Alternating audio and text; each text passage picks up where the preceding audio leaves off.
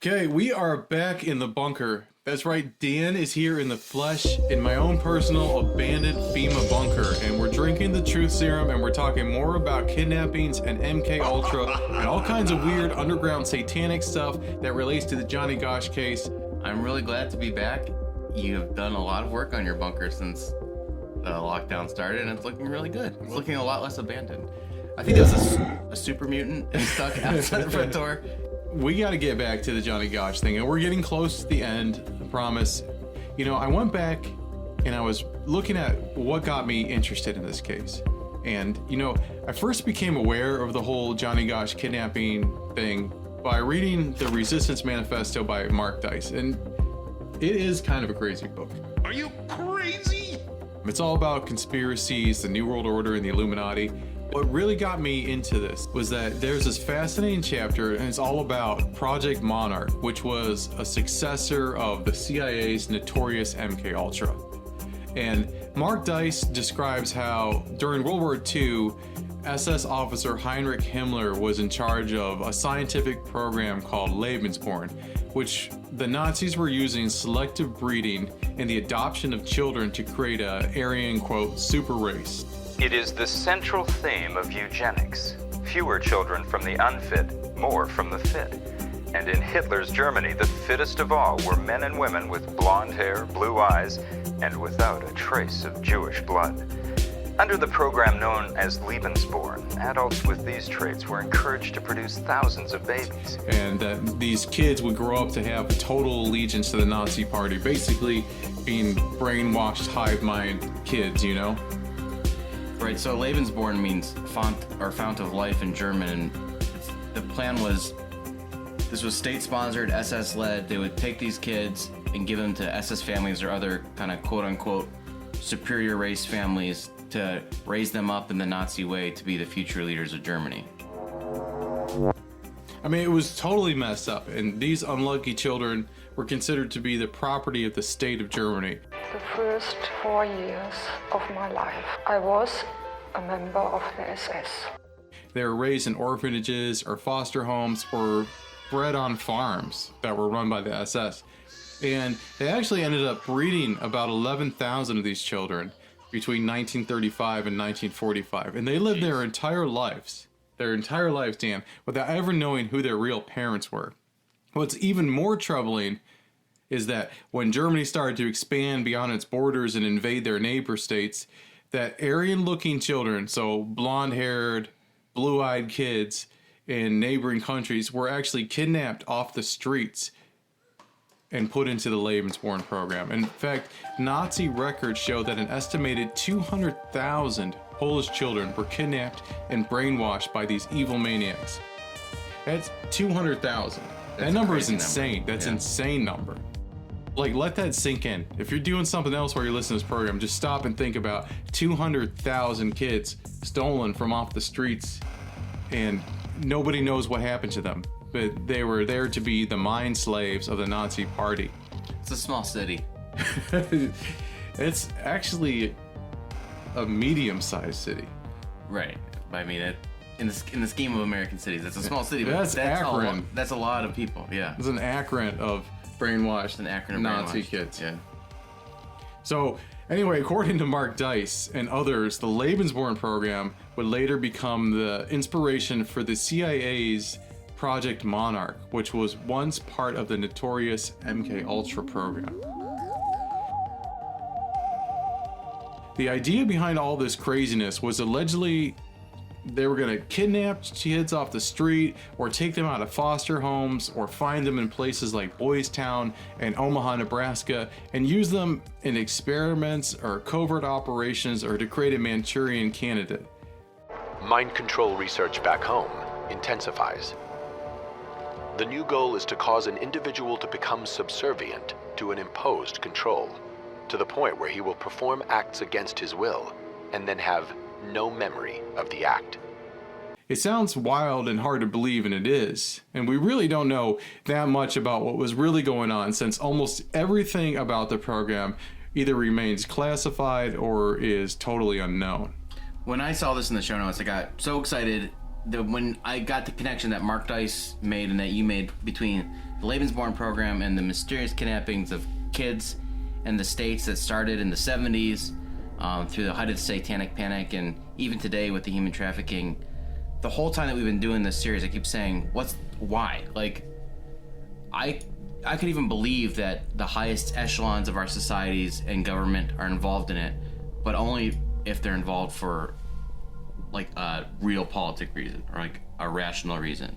Because I don't believe that every president and politician cares about child sex, and wouldn't unfortunately be surprised if some did care. But if there's an actual plan behind it, and maybe it's some crazy offshoot research facility in the CIA, that a project that went off the rails or whatever, but if there's some planning behind it where they're trying to create like a soldier race of Manchurian candidates or something like that, and they have to use the sexual abuse and the satanic rituals to brainwash them, that kind of gives this whole kind of, like I keep calling it, the unifying conspiracy theory. That finally clicked for me, and like it blew my mind. It really got me excited when I came across this connection you made. We know that some of it is true for a fact. I mean, we do have Operation Paperclip, which is pretty much declassified, where we got these evil Nazi scientists and we started giving them the reins of our research and letting them kind of call the shots. So even though we beat the Nazis, we kind of incorporated the Nazis at the same time. Well, I mean, Operation Paperclip, where we got Werner von Braun and all those people, we got to the moon thanks to Nazi scientists, and we got... I don't thank Nazi scientists. I don't thank Nazi scientists for anything. What has the moon ever given us anyway? It's true. If we've ever been to the moon.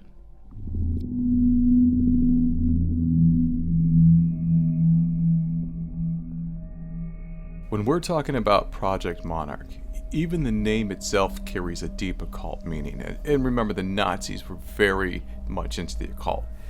One of the reasons that people point to this having occult connections is that it symbolizes a butterfly's transformation in the cocoon, and it has a reference to it that there could be control over a person's soul.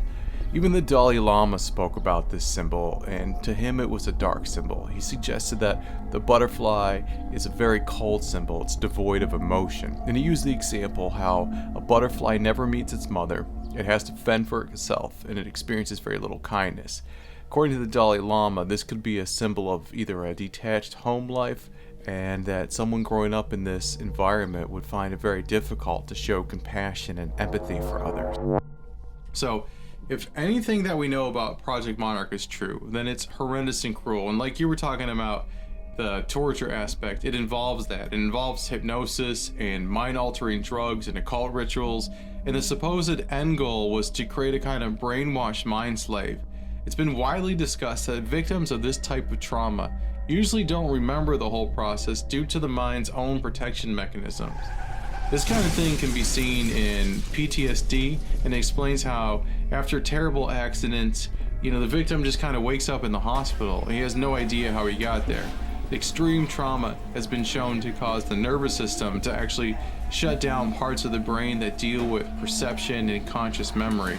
And that could explain how, if Johnny Gosch is still actually alive, he might have been part of this brainwashing program, and he might have been brainwashed to the point where he can't or he isn't willing to return to his family. Some of these mind control techniques were described in detail in an older National Geographic episode about MK-ULTRA and Project Monarch. It was a three-part technique which started with an effort to wipe out past patterns of behavior. And this was accomplished through the use of particularly intensive, repeated, high-level electroshocks until no more convulsions could be elicited from a patient. Cameron then plays tape-recorded messages through helmets that are locked to his patients' heads.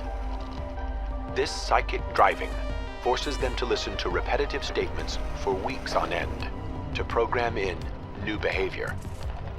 Now, the final phase was to try to wipe out all recollection of what had happened, and that was accomplished by putting people to sleep for 30, 40 days, accompanied by different kinds of cocktails of drugs. Now, that's not any kind of therapy.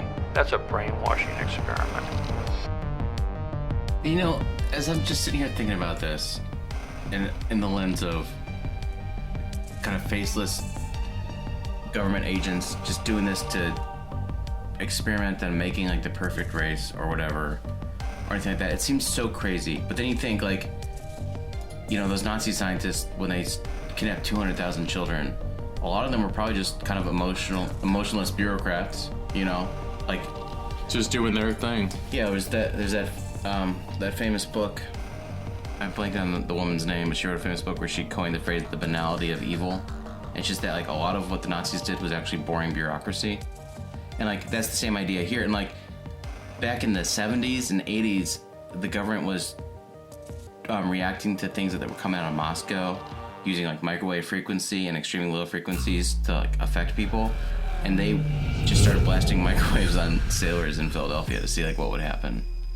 Wow. So like it's not that big of a leap for me to think that they would torture people and kidnap people to see what happened, in a way. Just a really weird thing to even be curious about, but maybe that's what was going on. I don't know. I mean, if you think that this is what the Moscow scientists are doing, because remember, this is all during the Cold War. Yeah. That legitimizes a lot of crazy things. Speaking of crazy things, let's get more into today's show. You've heard the old adage that children should be seen and not heard, right? It's a kind of damaging old relic. I mean, it's something you expect to find centuries ago when kids were forced to work in coal mines or unspool wool in a mill and get their little fingers chopped off. I mean, it's a leftover and archaic way of thinking, but yet it was exactly what the Omaha Police Department wanted from any child, especially a child like Loretta Smith that was suffering from the effects of sexual violence. And it even became their official position on how to deal with any kid that dared to accuse the well-connected Lawrence King of rapes or satanic ritual abuse or kidnappings all the way up to murder. And you remember from the last episode, because we were talking about Loretta Smith and how she was allegedly abused in about every single way that a person could be abused by this politician Lawrence King and other people from the Omaha girls town. Loretta wound up being hospitalized, suffering from flashbacks, depression, PTSD, and she was admitted to the Richard Young Behavioral Health Center in Kearney, Nebraska. The reason that we're going to be talking about this and why we started with talking about the MK-ULTRA thing is because I think we're on a trail here about what is happening, and I think that all the different types of abuse that Loretta Smith went through and other kids like her actually plays a part in that. But while she was hospitalized, she began to open up, and she told her therapist about incidents that are incredibly disturbing: child pornography and devil worshiping. And in June of 1988, an officer from the Omaha Police Department named Officer Carmen, was brought in to interview Loretta. He came to her bedside and took her statement. And according to Officer Carmen's report, Loretta explained to him how she had become involved in pornography at the age of 9 years old. We covered a lot of this in the last episode. If you haven't heard it, you should check it out. Why Johnny Can't Come Home, episode 3, the Franklin cover-up. Well, it looks like there was a giant pedophile network operating out of Omaha. And the worst part was they were almost in plain sight. They were being protected by the police and the politicians. Loretta told Officer Carmen about the times that she'd visited the Omaha Girls Club with her friends Nellie and Kimberly Webb, and you'd probably remember them from the last episode, and how they did some, quote, modeling too, and that they would go on these, again, air quotes, field trips to professional studios where they would pose nude. She talked about how Larry King, or Lawrence King as we're calling him, how he was both a participant and a supporter of all the satanic activities that were going on. The more that Officer Carmen spoke with Loretta, the more concerned he became for her safety and for the safety of all these other children that were involved in this network. Loretta told Officer Carmen about power meetings that would occur either at Lawrence King's home or at abandoned buildings. And kids like her, kids from Girls Town and Boys Town, were taken to these places and engaged in something that was basically a satanic ritual. They talk about pentagrams being drawn on the floor, adult leaders in dark clothes with upside down crosses, lighting candles, doing incantations, and asking the girls to kill something that they loved, and told them that this would be a way that they would gain power. Even more disturbing, Loretta described the mutilation of animals, animal sacrifice, all the way up to human babies being sacrificed, and then the girls would be forced to engage in the cannibalism of eating these dead children. It was horrifying, and the worst part of all was that Officer Carmen began to see just how well connected Lawrence King was and how much protection he had.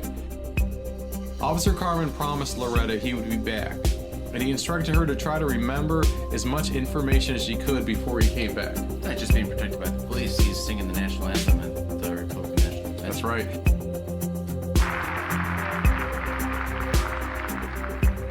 Ladies and gentlemen, the chair now recognizes Lawrence King, Jr., a member of the Nebraska delegation. Do the we singing know of the how national Larry anthem. King got turned on to this stuff? Like, I know some of the names that come up later, but like, how did he go from basically a guy that was asked to run a credit union to a rising political star to the satanic part?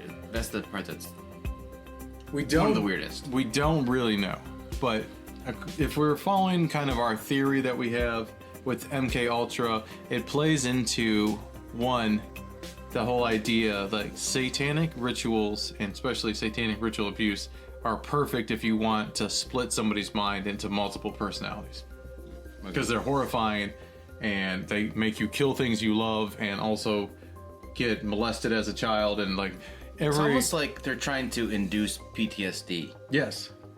That is one of the goals of MK-ULTRA. And in fact, when you look at it, what they were doing at first was taking adults and going to mental institutions and in different places where people wouldn't really be missed. And this actually started in concentration camps.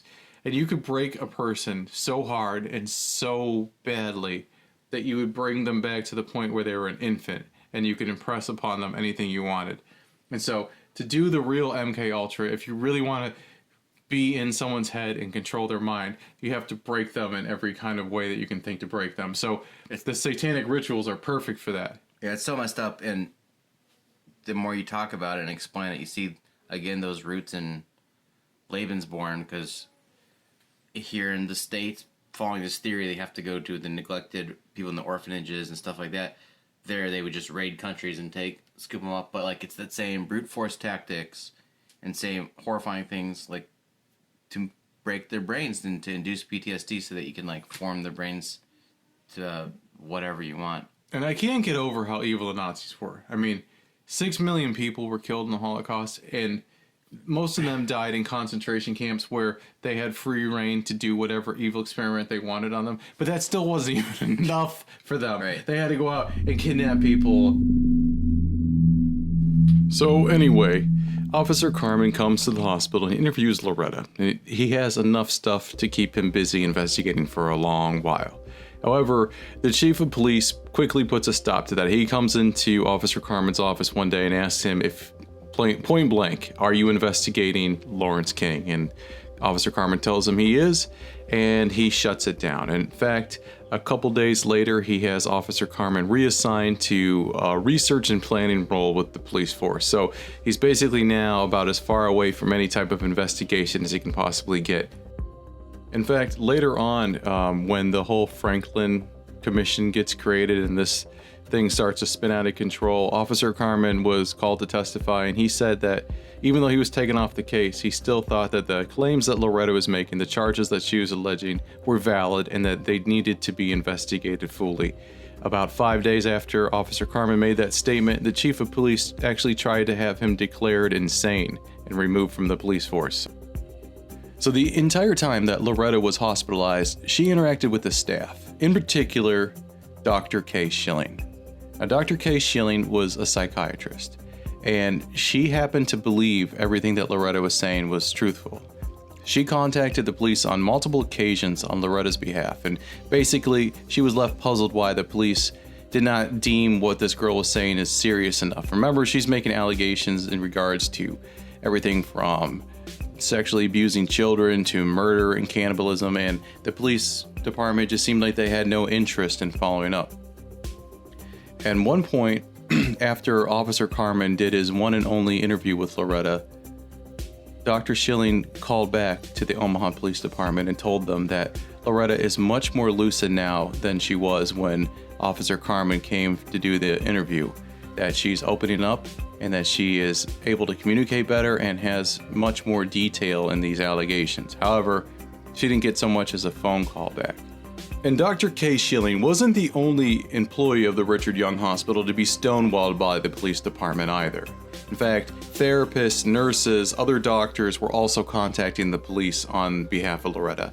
And you know what? The police didn't do anything, and this seems familiar if you've been following the Johnny Gosch case, because when Johnny was kidnapped from nearby West Des Moines, Iowa, the police department there refused to follow any leads.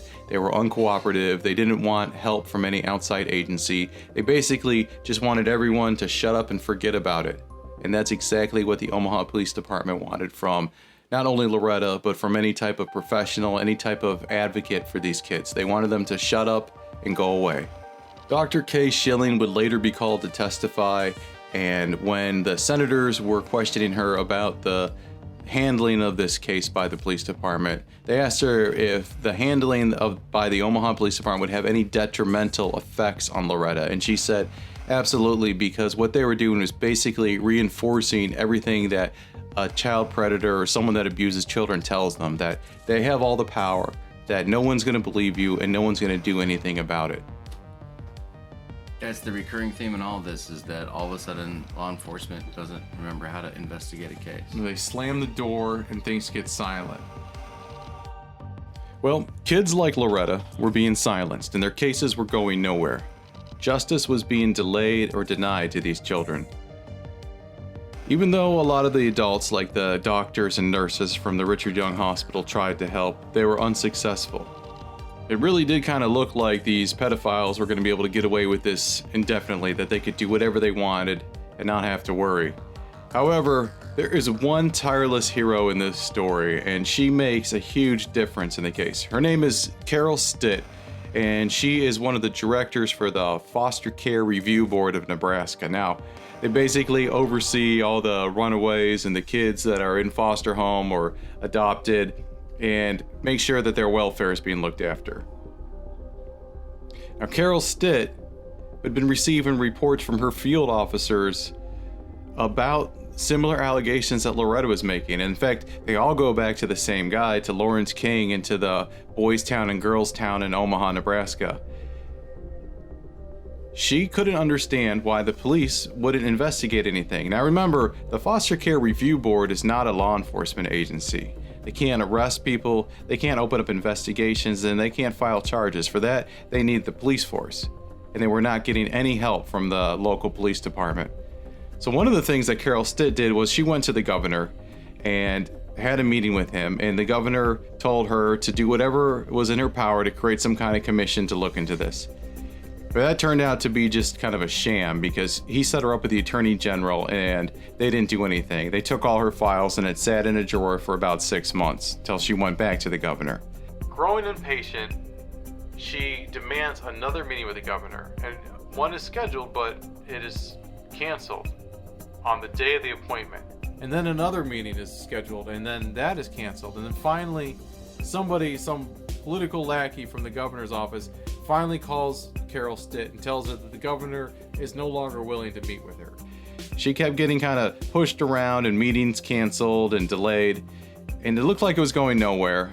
She met again with the attorney general. He agreed to let her have an investigator as long as he only worked part-time. However, that investigator was garbage too. He didn't investigate anything. In fact, he was obsessed with whether or not Lawrence King's wife was a U.S. citizen, which was not a question that anyone was worried about. They were trying to save these kids. Before we get into the investigator, I do want to say, and you do a good job of calling out, that there are people that are heroes, or at the very least just doing their job seriously, and she's one. And like, you would think this Carol Stitt has seen, or had seen at that time, hundreds, if not thousands of cases. She knows what's BS and what's not, and she's trying this hard to push this one, even as she's getting all the bureaucratic pushback. It tells you something about the credibility of, you know, at least some of the allegations. They got serious people concerned. Yeah, I mean, it is shocking how high this goes. You know, as Loretta's in the hospital and she's making her allegations, her life becomes endangered and she starts to receive a whole bunch of death threats.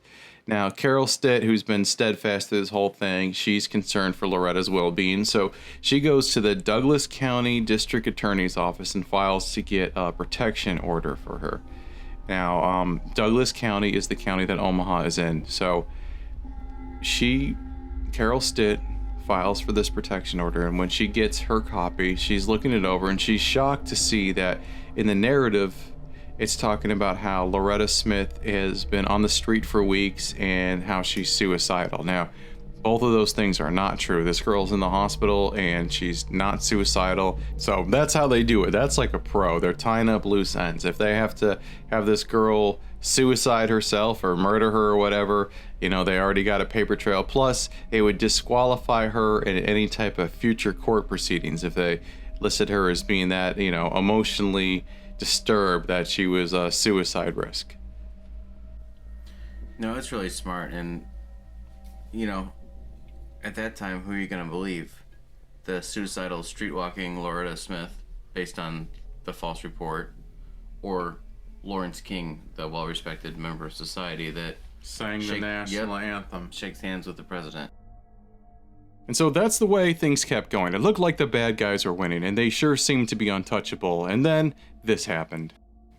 On Friday, November 4th, 1988, just 4 days before ex-CIA director, Skull and Bones member, Bohemian Grove, George H.W. Bush was elected president of the United States, agents from the FBI, the IRS, and the National Credit Union Administration swooped down on the Franklin Community Federal Credit Union and shut their doors. Oh, so they finally decided to take the allegations of sex abuse and child murder seriously? No. But let a couple $1 million go missing and all hell's about to break loose. Makes sense. Senator Schmidt even called for a legislative probe. On the second meeting of a special hearing in the Legislative Executive Board, another senator, this guy called Chambers, made a dramatic announcement about the probe. The investigation would not only be covering financial wrongdoing, he said, but also the physical and sexual abuse of children by persons connected with the Franklin Federal Credit Union. Carol Stitt showed up, and some of her colleagues also went with her, and they presented the files they had on the Webb foster home and the Loretta Smith files. See, credit to Senator Chambers. That's at least another person here trying to at least get to the bottom of these allegations. And credit to Carol Stitt for never giving up, even though she was shunned and shut out by the Attorney General, by the governor, and by anybody else that would be considered her boss. She kept with it, and she wanted to make sure that justice was done for these kids. She brought Dennis Carlson, one of her employees from the Foster Care Review Board, and he told the committee that the allegations that they're about to hear are something that would shock the committee, that they're going to deal with cult activities and the sacrifice of small children. Okay, let's do a little bit of theater. I'm not saying it's going to be good, but Dan and I are going to read the transcripts, and we're going to take turns being the different people involved. So Dan is going to start reading as Senator Remmers.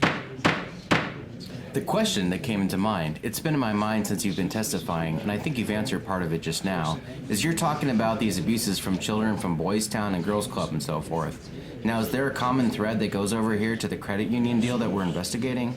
In other words, to the Franklin Credit Union. Is there a common thread there that kind of leads to that? Now, I'm going to read as Carol Stitt, and I'm not going to make a female voice, so don't expect that. Well, the common thread is Larry King. Senator Remmers. Yes, that's what I mean. It all goes back to him, okay? It's around this time that the Senate decided to create the Franklin Committee and hired private investigator Gary Caradori, a former state patrolman. Caradori is the only decent lawman in this whole saga.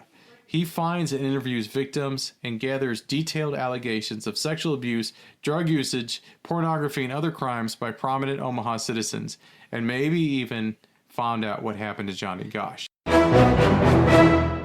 And just a real quick note on Gary Caradori. When I was researching him, he has a past as a law enforcement officer. He's been an investigator for a long time. He was of the quality of person that a state legislative investigation committee would hire him. So he's not some kook. Yeah, he's no slouch. Definitely not. One of the girls that interviewed is someone named Alicia Owens. And I don't want to get into her case too much. I'm not trying to get bogged down into this. This whole thing is really about Johnny Gosch. But I just want to tell you a little bit about her to kind of frame how deep the corruption went. She was initially hesitant to discuss her past, but she does claim that she met Larry King when she was 14 through some kids from Boys Town, and that she was raped by Larry King and the Omaha chief of police. Remember the guy that was covering up all the investigations and giving his seal of approval to pornographers and everything? She claims that the chief of police raped her with his gun, which is really messed up. She went on about the chief and how he was mostly into the little boys, that she would see him fondling little boys on his lap. She described being photographed naked by Rusty Nelson. That was the photographer that the chief of police liked so much. She mentioned underage sex parties with the superintendent. He comes up a lot of times. He's the superintendent of the school that these kids all go to. So these poor kids have the chief of police, high politically connected Larry King, and their own superintendent. So and she basically confirmed all the leads that the foster care review board had. Yeah. So what Carol Stitt and her people were finding was actually being verified by another kid that they didn't even identify or ever talk to. So that definitely adds credibility to this.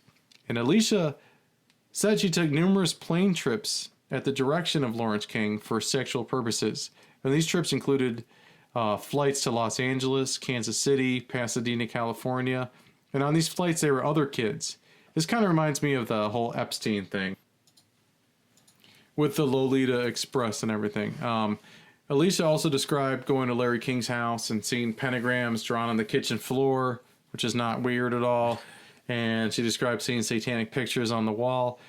For all her trouble, she was rewarded with being placed on trial for perjury. And at the same time her trial was going on, her younger brother was arrested for joyriding in a stolen car. And he was found in his jail cell. He had the shit beat out of him, and he apparently hung himself in his cell. So that's what you get for speaking out against Larry King. Definitely sends a message. Sure does.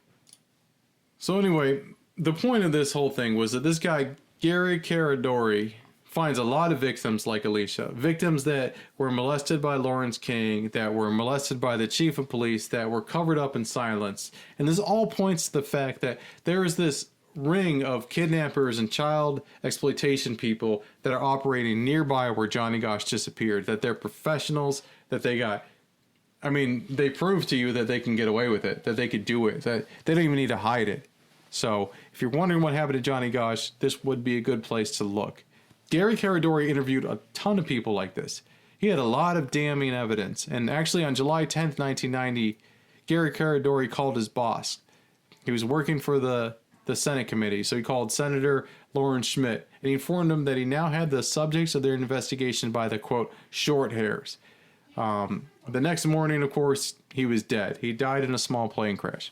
But that wasn't the only suspicious thing that happened to him, right? Right, well, all leading up to this time, Gary Caradori was telling people that his car was being messed with. I think he saw people outside his home. This is all documented in the Conspiracy of Silence documentary where they interview people, including Lawrence Schmidt and people close to it. And so at this time, Gary actually flew out with his son, I believe, to see the All-Star game for Major League Baseball. And while he was out of town, because he was an amateur pilot, or, he would fly his own plane.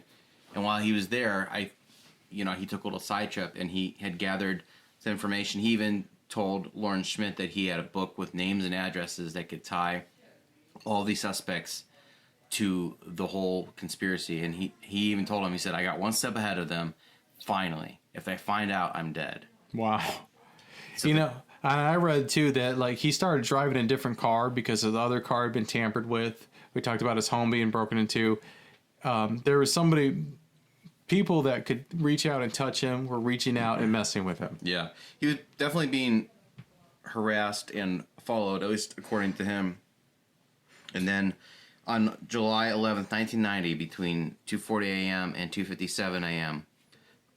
In north central Illinois, his plane crashed. Now, there was eyewitnesses to this. A farmer reported that he saw a flash of light, heard an explosion, and saw the plane plunge to the ground. And this is from John DeCamp's book, The Franklin Cover-Up. The eyewitness account of the flash of light and the explosion was on the early edition of the news in Nebraska, but then was pulled and never seen again. The FAA basically said, we're not sure what happened. They never investigated it. And years later, there's a Freedom of Information Act asking about this. And I think the local law enforcement said he flew into thunderstorms for some reason. FSS, which I think is flight safety something, never told him that there's thunderstorms there. So, well, I know that they were able to recover the black box. They were able to recover most of his personal effects. The only thing they couldn't find was his briefcase and any of the evidence that he had with him. So that's not suspicious in any way at all, is it? No. Very curious. Well, before he died, and this is where we're right on top of the Johnny Gosch case now, he uncovered a man named Paul Banashi. This guy had been picked up for male prostitution. He was a male hooker. And at first it just seemed to be another ordinary sex crime kind of arrest. But upon being interviewed by the police, Paul Banashi started making wild accusations. And he claimed that he had been part of a sex ring since he was a boy, and that the sex ring was connected to other prostitution groups throughout the U.S., including, and this is the scary part, one in Washington, D.C., that even furnished male prostitutes, so boy prostitutes, to the White House. The more the police spoke with him, the more interesting the story became, because according to Banashi, as he got older, he lost his usefulness as a child prostitute and had been forced by his handlers into kidnapping replacements. Paul Banashi says that these replacements included a young Johnny Gosch. Paul Banashi was debriefed by a man named Roy Stevens. He's an interesting guy. He spent a lot of time debriefing Paul Banashi, but before that, he had a past with kind of being connected with the mafia, and he had gone straight after being a safecracker for organized crime. He turned his skills and his connections into good, and he ended up rescuing 50 children that were lost that the police had given up on and couldn't find. You know that? He brought them back home and solved their cases. So he had some kind of connections in the underworld, and he was able to get kids back. And the parents of Johnny Gosch hired Roy Stevens after Gary Caradori died. And so this guy, Roy Stevens, goes to the prison where Banashi is being held, and he starts to interview him. And he even follows up on the places and the tips that Paul Banashi gives him. And he said that in all the time that he spent questioning Paul Banashi and following up on his leads, that he had never once told him anything that didn't turn out to be 100% true. Banashi described to Stevens the kidnapping of Johnny Gosch as an eyewitness. Well, we got up at, before the sun got up. Emilio said he wanted to go out because he said that he had been around here before and stuff, and he said that Paper Boys would be going out pretty soon. He said he might be able to, that would be the best bet. He wanted them because he said they were easier on mornings because there was no one else around. Everyone else is asleep. Roy Stevens, okay, so it's just you, Mike, and Emilio, and you were in his blue car, the blue Chevy, okay, then what happened? Oh, then at first he had us. They had Mike was in the back seat and he was kind of covered up with a blanket. Me, I was stuck in the trunk because I had something and Emilio hit me I had said something and Emilio hit me a couple of times. Roy Stevens, what did you say? Called him a dirty bastard because of the way he treated Mike. All night when we was in the hotel and stuff, he brought some other guy and made Mike have sex with that guy. I didn't think that was right. Roy Stevens, okay, so you're in the trunk and Mike is on the floor or on the back seat covered with a blanket, then what happened? And then I heard them talking to somebody else at the car, but I don't know who it was because we stopped. He was talking to somebody, asking for directions, asking where some place was, and it sounded like there was more than one kid. It sounded like there was a couple of them there. And then we went around the block, and he let me out of the trunk and told Mike to. He says, if you don't do what I say, I'm going to shoot you. He has a gun he pulled out and pointed at me and says, you do what I say or I'll shoot you. We drove around. So you're out of the trunk now? Yeah, I was sitting in the back seat with Mike. You're both sitting there. Were you hidden in the back seat or were you just sitting up normal? Down low, kind of sitting on the floor. And then Emilio, I guess, I don't know what he did, but Mike told me, he says when the car slows down, he says, when you feel the brakes jerk, he says, I'll grab him, you just hold him down. And so it happened quick. It's like we went up, I felt the brakes jerk, I saw the door fly open, I saw Mike jump out, and the next thing I know there was somebody, he grabbed the boy and he thrown him in, and my job, we were supposed to do is just hold him down and gag his mouth so he couldn't yell or nothing. And then after we had just like 2 seconds, just spun off, tore off, got out of there. Now this bit of testimony is incredible because this is pretty much exactly what the attorney neighbor that showed up after Johnny Gosch's kidnapping and what some of the paper boys, when they were questioned, recalled. This was the blue car, the blue Ford Fairmount, going around asking weird questions for directions. When the attorney came out to speak to them, the car tore off like a bat out of hell. This lines up, and the amazing thing, and Gary Caradori pointed this out, was that Banashi couldn't have known this stuff because a lot of this stuff wasn't available to the media, but he had precise information, exactly what happened when Johnny Gosch was kidnapped. It's like that classic police show trope where they leave something out of the media report so they can find out who's telling the truth or not. There's no way Paul Banashi should have known half this stuff. No, he couldn't have known. And then when he later goes on to describe birthmarks and things like that on Johnny Gosch's body, that's another thing that wasn't available to the media that he knew. So you have to give Paul Banashi a ton of credibility as far as this goes. All right, Dan, I think that this makes a lot of sense because when we discussed the kidnapping of Johnny Gosch, we said that there was a driver, the suspected driver was in a blue Ford Fairmount, and he flashed his dome light a couple times, and a guy walked out from between two houses and started following Johnny Gosch.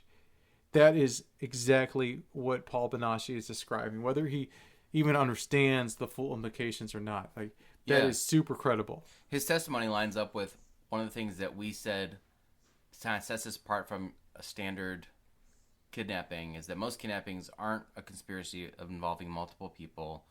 The most aren't well organized like this and planned out between a number of adults. So everything he said lines up with the original testimony of that lawyer who happened to be there the day of the kidnapping. Banashi also described a network of safe houses that the kidnappers used. And this is where the pedophile ring stored the children that they stole before they sold them. And that's right, sold them. He said that he met Johnny Gosch again several years later, and that he provided, again, a detailed description of the farm on which Johnny Gosch was being kept in Colorado. And that Gosch's new, we use quotations, parents, was a homosexual man and a lesbian in the 30s, which is an odd coupling if you really think about that. Because that's basically, are they straight? A gay man and a lesbian woman raising a child. It's super weird. I don't know. But Gosch, according to Banashi, once attempted to run away. And Paul Banashi said that they branded Gosch on his butt and that they used the same brand on horses and cows on their farm. So you used like their ranch mark or whatever. Yeah. Sounds terrible. I hope that's not true. Well, it says Banashi drew a picture of it for Roy Stevens of that brand. So theoretically, if you could get a look at Jeff Gannon's butt, you might know if it was really Johnny Gosch. And I don't want to delve into this, but, you know, Jeff Gannon was a pornographic actor. I don't know if there's any butt shots in there or not. Google it. I don't want to. I'll do a lot for this podcast, but and have my limits. So there was a guy called Emilio, and this part is really disturbing because he's part of a highly organized national and even international kidnapping ring. And Stevens is talking to Banashi again, and Stevens asks, "What did Emilio tell you he did for a living?"